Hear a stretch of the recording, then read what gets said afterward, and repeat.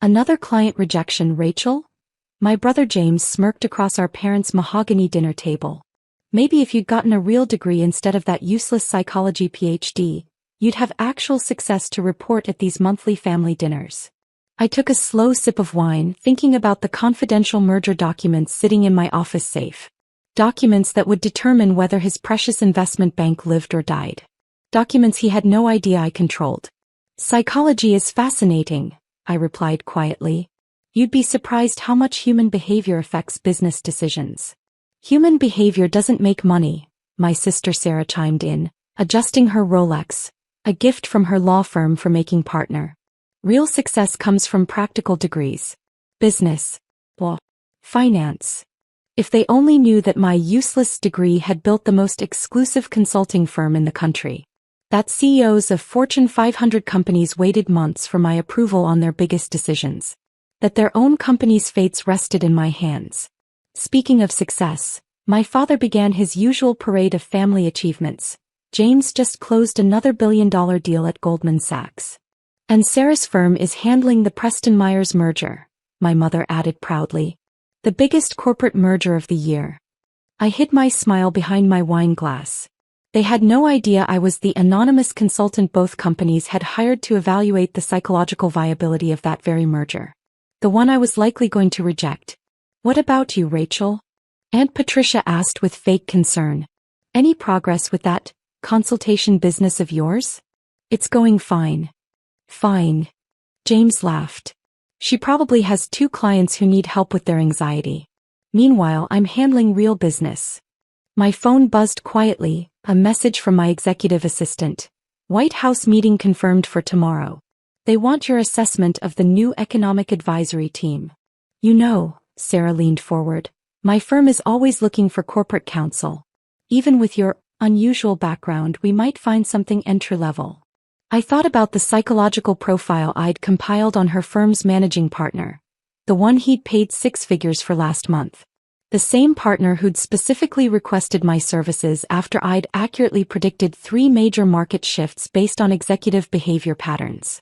I'm happy with my current work, I replied. What work? James snorted. Listening to people's problems all day? That's not work, that's glorified therapy. You'd be amazed what people reveal when they talk, I said softly. Their fears, their plans, their vulnerabilities.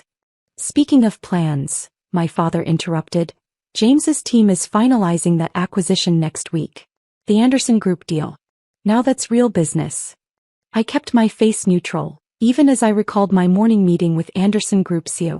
He'd asked for my evaluation of Goldman's acquisition offer. My recommendation would land on his desk tomorrow. Reject the deal. James's team had missed critical psychological indicators in the corporate culture compatibility. Rachel, my mother sighed, we just want you to reach your potential. All that education, and what do you have to show for it? I thought about my penthouse office overlooking Central Park. The waiting list of Fortune 500 CEOs. The government contracts. The private jet I actually owned, unlike James's company lease. I do all right. All right isn't enough in this family, James declared. Look at my division's performance. $3 billion in deals this quarter alone. And how's the Anderson acquisition going? I asked innocently. He frowned. Proceeding. Why?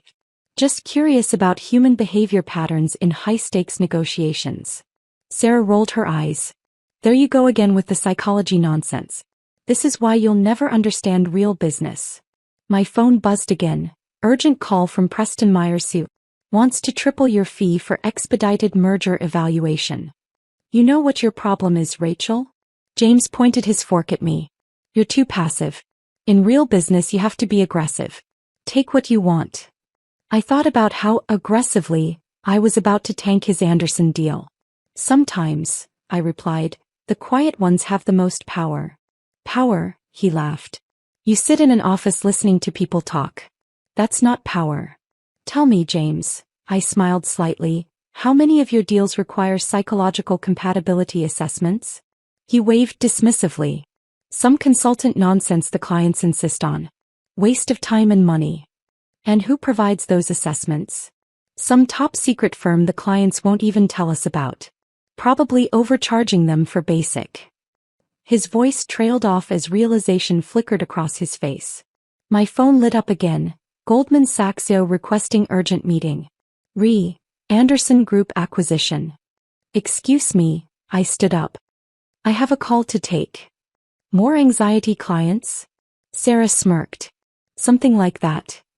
I stepped into our parents' study, knowing that tomorrow, James would discover exactly who held the real power in his billion-dollar deals. His face would be priceless when the Anderson Group CEO quoted my psychological assessment as the reason for rejecting Goldman's offer. Sometimes the quiet ones don't just have power. They have everyone else's power too. They just don't feel the need to brag about it at family dinner. The next morning I sat in my real office, a sprawling penthouse suite overlooking Central Park, where CEOs and world leaders came to bare their souls and seek my approval.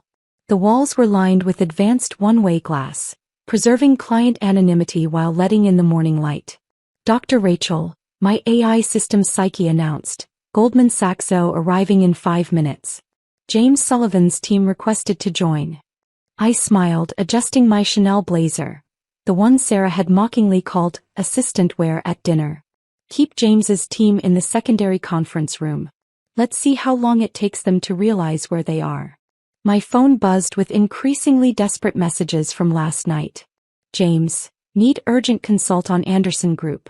Client requesting specific psychologist sign-off.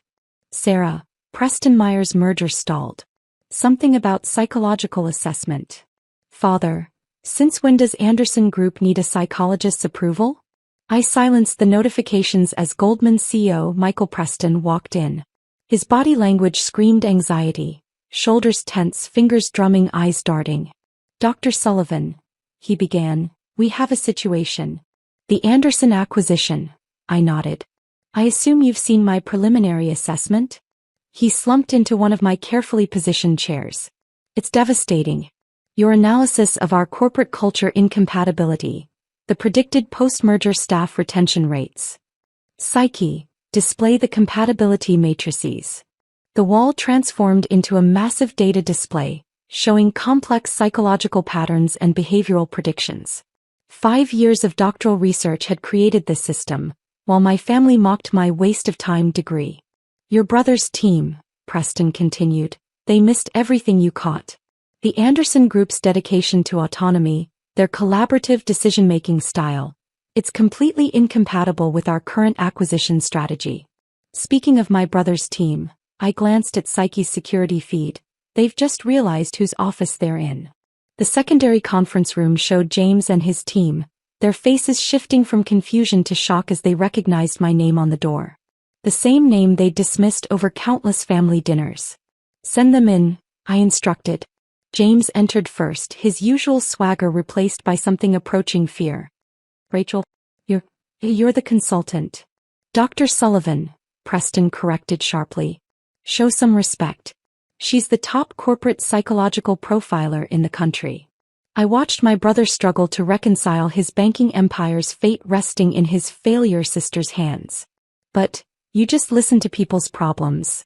No, James. I analyze complex human behavioral patterns in high-stakes corporate environments. I predict merger success rates. I evaluate leadership compatibility. I pulled up more data screens. And right now I'm explaining why your acquisition strategy is fundamentally flawed. The Anderson Group deal is solid, he protested. The numbers. Numbers don't account for human nature. I cut him off. Your aggressive acquisition style directly conflicts with their collaborative culture. Implementation would fail within 6 months. Preston nodded. Dr. Sullivan's previous predictions have been accurate to within 3%. Her assessment is final. James collapsed into a chair, his world tilting. How long have you been doing this? Remember when you mocked my first corporate client 5 years ago? Called it therapy for weak executives. I smiled. That client was the Federal Reserve chairman. Now I have a 3-month waiting list and a 7-figure consultation fee. 7 figures, he whispered. Per assessment. More for expedited services. I turned back to Preston. Speaking of which, shall we discuss the alternative strategy I've prepared? My phone buzzed. Sarah was calling again about the Preston Myers merger. The one she didn't know I was about to restructure completely. Psyche, current client value assessment? The AI's voice filled the room. Current confirmed clients represent 67% of Fortune 500 market cap. Waiting list includes 12 heads of state, 8 central bank governors, and the top 5 global investment banks. James's team shifted uncomfortably, recognizing names of deals they'd worked on, deals that had required my approval. Now, I turned back to Preston, about the Anderson Group. I have an alternative suggestion that would preserve both corporate cultures while achieving your growth objectives. Whatever you recommend, he agreed quickly. Your track record speaks for itself. James watched in silence as I restructured his billion-dollar deal into something completely different. His commission was about to vanish, but more importantly, his illusion of power was crumbling.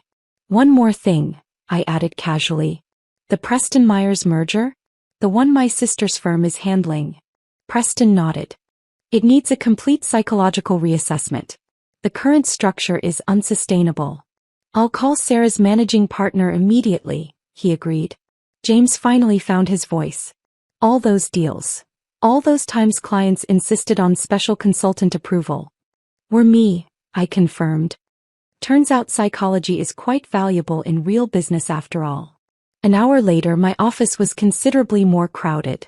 Sarah had arrived with her managing partner, their faces ashen as they realized whose approval they'd been desperately seeking for the Preston Myers merger. My father had come too, probably hoping to damage control what was quickly becoming a complete shift in family power dynamics. Your latest assessment, Dr. Sullivan.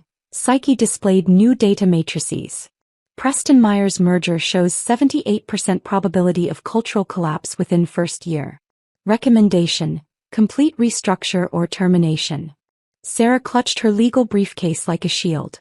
This is impossible. We've spent months on this merger.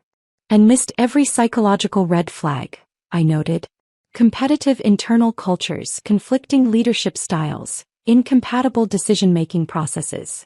But the financials, her managing partner started, mean nothing if the human elements fail.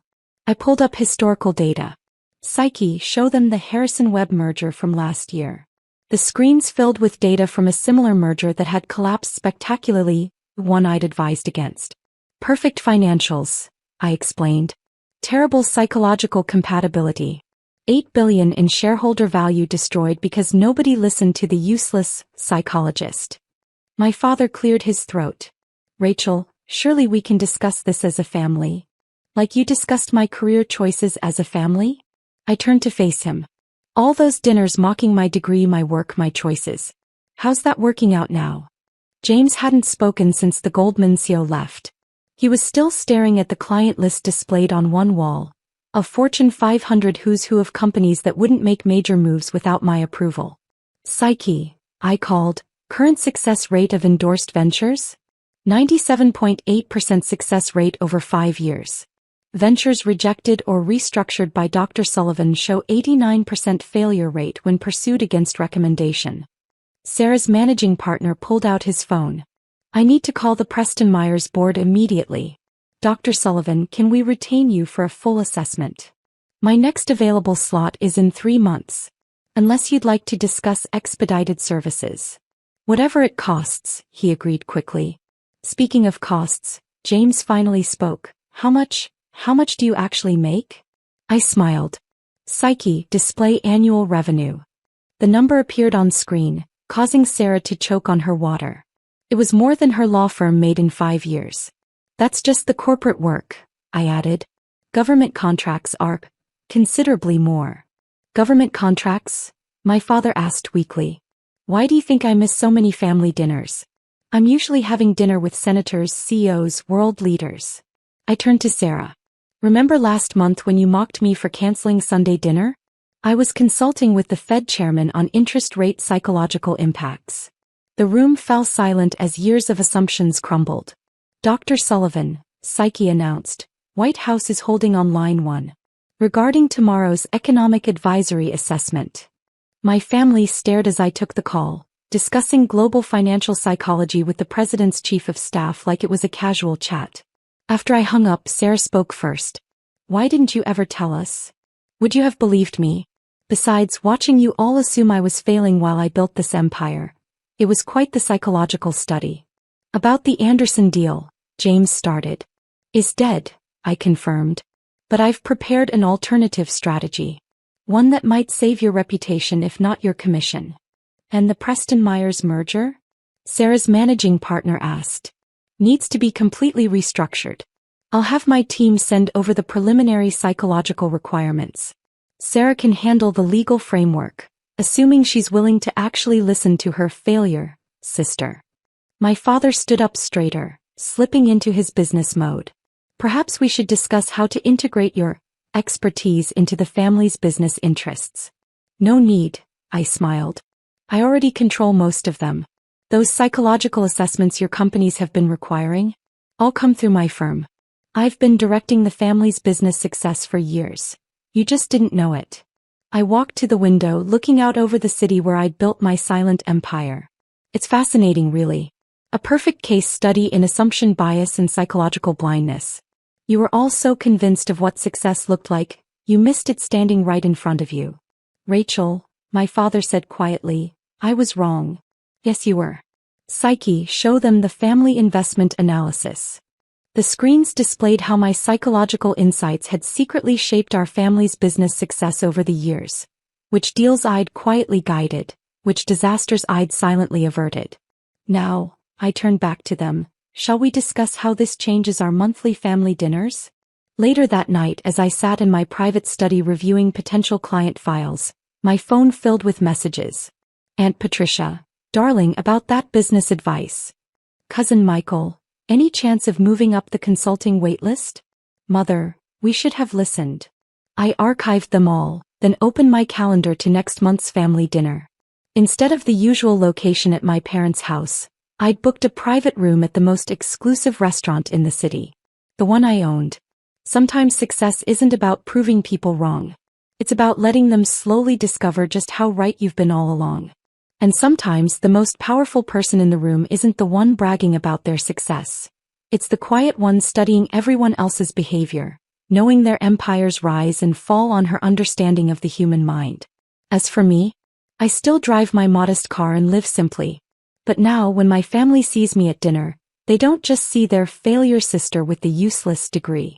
They see the woman who controls the fate of their business empires with a single psychological assessment. Turns out understanding human behavior is the most valuable business skill of all.